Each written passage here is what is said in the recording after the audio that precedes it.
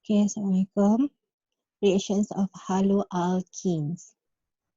Okay, the CX bonds in haloalkenes are polar bonds because of the different electronegativity. The carbon atom is electron poor, delta positive, making it an electrophile, which attract nucleophiles. So, in your haloalkene C dengan X, so X is your halogens. So, delta positif akan dapat kepada C, delta negatif akan dapat X sebab halogen is more electronegativity compared to your carbon. So, there are three types of reactions in haloalkenes. 5.4.3 elimination, 5.44 nucleophilic substitution, 545 Grignard reactions. So there are three reactions involved in your haloalkenes. 5.4.3 elimination of alkyl halides. Okay. The elimination reaction dehydrohalogenation is the reverse of an addition reaction.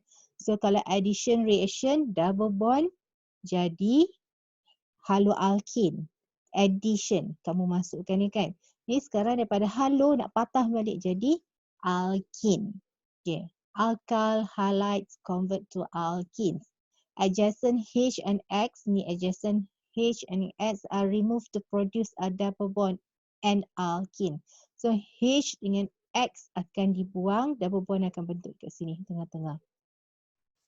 So B is your nucleophile. So this is your double bond and your reaction. Okay.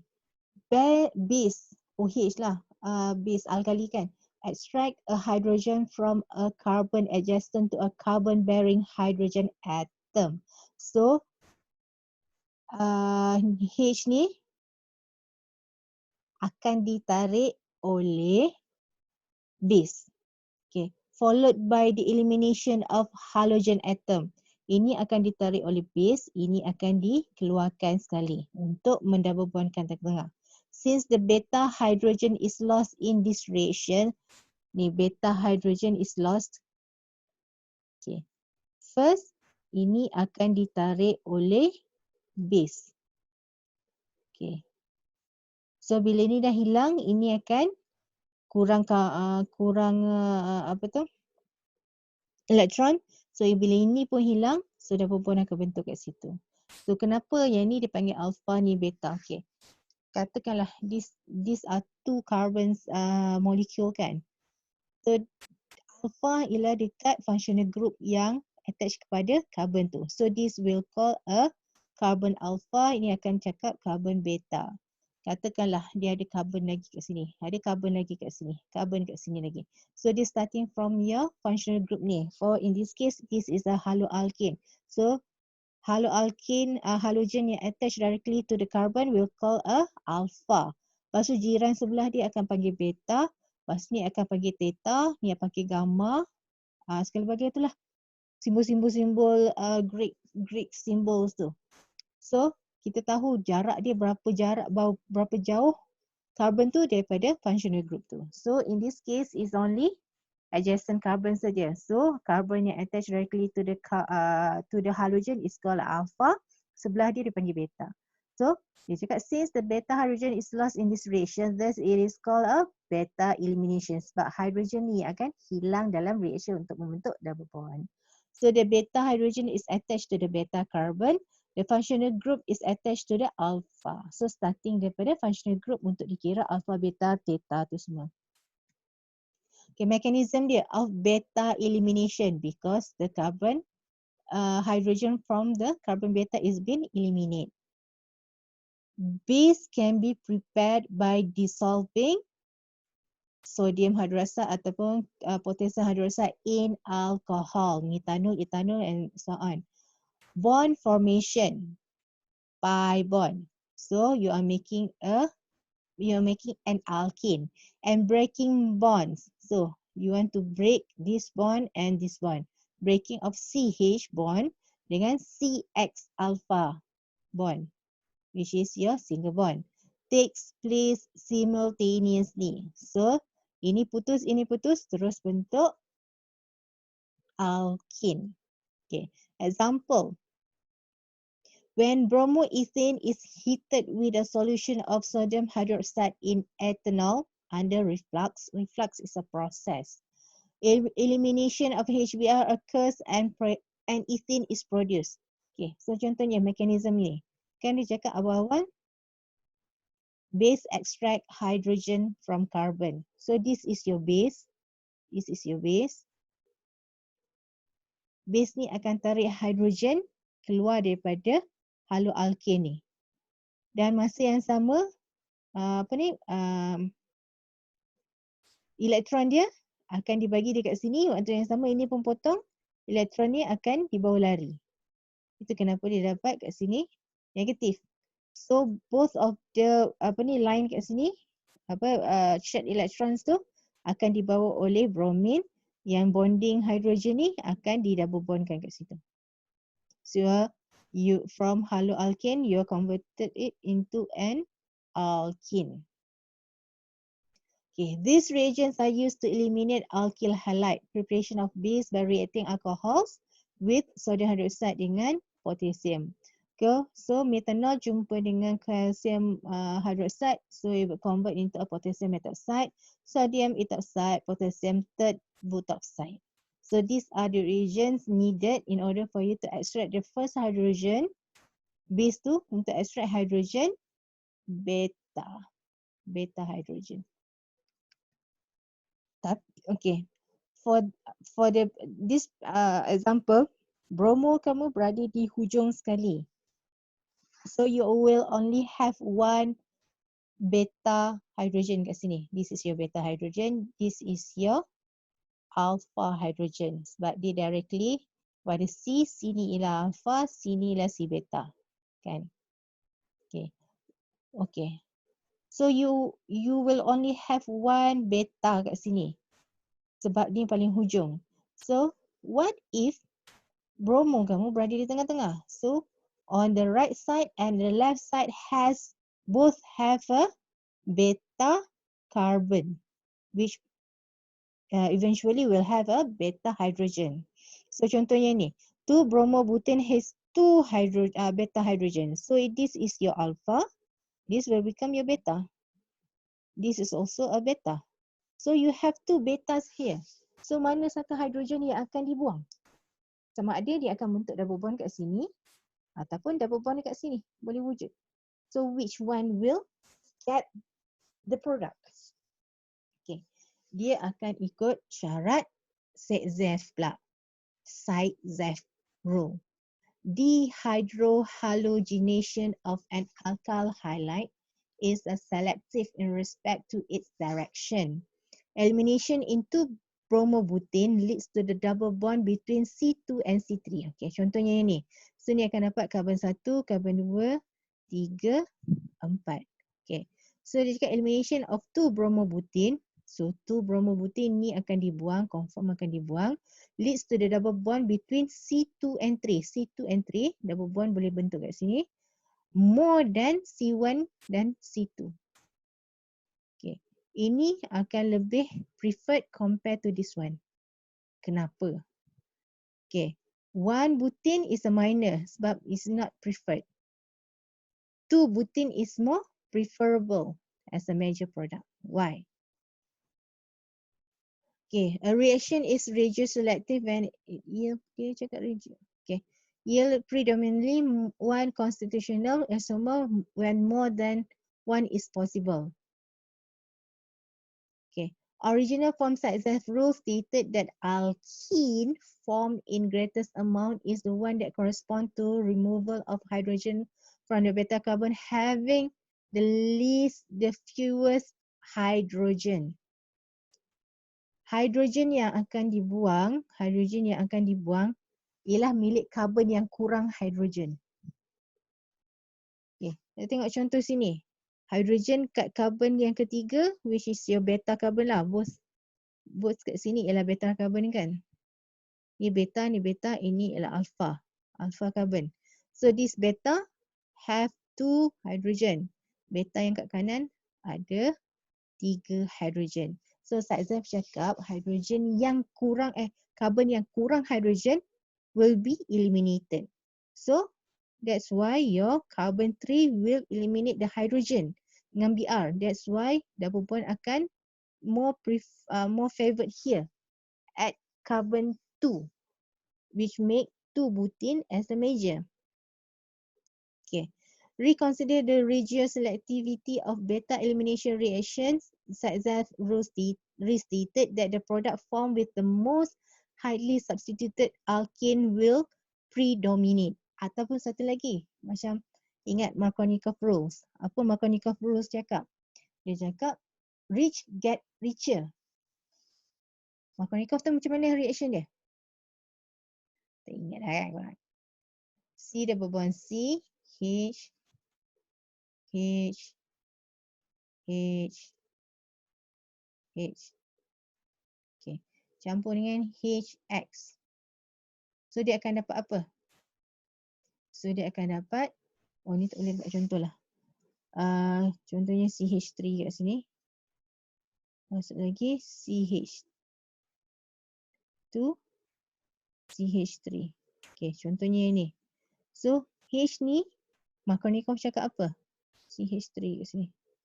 Markovnikov cakap H akan masuk kepada H yang banyak. H akan masuk kepada C yang banyak H. Richer get richer.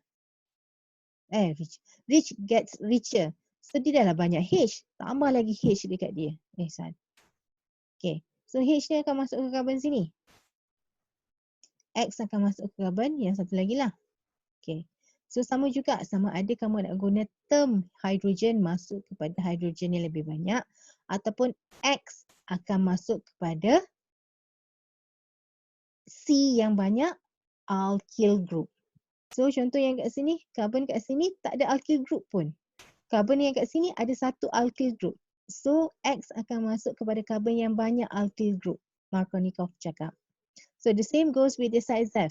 Saitzef ni cakap hidrogen ni akan dibuang daripada hidrogen yang sikit. Daripada carbon yang carry hidrogen yang sikit. Ataupun dia akan suka pergi ke highly substituted alkane. Faham tak? So contohnya yang ni lah. Contoh yang ni kan. Okay. So contohnya yang ni. Carbon ada 4. 1, 2, 3, 4. Br dekat carbon 2. Okay. So contohnya. Ini ada H. Ini ada H. H. Okay, kita tengok yang beta carbon sahaja. Tak perlu nak tengok jauh-jauh. Sebab that's where your hydrogen will be eliminated. So you have two choices. It's either ni carbon 1, tak ada. Ni carbon 1, ni 2, ni 3, ni 4. It's either hydrogen from your carbon 3 ataupun hydrogen from your carbon 1 will be eliminated. Okay, Saitzef cakap hydrogen daripada carbon yang sikit hydrogen. Dia dah sikit. Poor gets poorer. So, you have to eliminate the hydrogen from the least hydrogen, daripada carbon yang least hydrogen. So, from these choices, from the options, carbon 3 tu yang paling sikit hydrogen. So, hydrogen sini akan be eliminated. Ini pun akan dibuang. So, sini akan dan bentuk double bond dia. Ataupun satu term lagi dia cakap hydrogen dia lebih banyak alkyl group, lebih suka dia. So Br ada kat sini tadi. Okay. So tengok. Belah sini ada satu alkyl. Sini tak ada alkyl pun yang attach kepada C ni. So jaga benda ni. Jangan kacau dia. Sebab dia lebih suka